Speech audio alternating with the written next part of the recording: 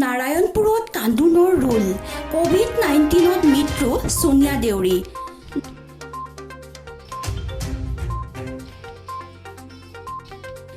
নাৰায়ণপুৰ বৰদেউৰীত কোভিড-19ত আক্ৰান্ত হৈ এগৰাকী যুৱতীৰ মৃত্যু হয়। লখিমপুৰ জিলাৰ নাৰায়ণপুৰ বৰদেউৰী গাঁৱৰ প্ৰয়াত পাহাৰ সিং দেউৰীৰ কন্যা সোনিয়া দেউৰী দিল্লীত সুদীৰ্ঘ 12 বছৰে এক ব্যক্তিগত কোম্পানীত কাম কৰি থকা সময়ত কৰোনাত আক্ৰান্ত হৈ যোৱাকালি মৃত্যুক সাৱটি ল'ব লগা হয়।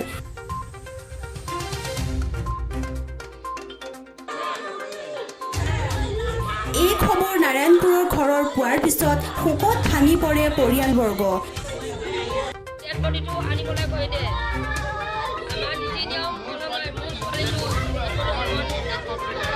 আমাৰ যোৱা বৃহস্পতিবাৰ শুকুৰবাৰৰ পৰা অহা জ্বৰ আছিলে, ভণ্টিয়ে ফোন কৰি গৈ আছিলে।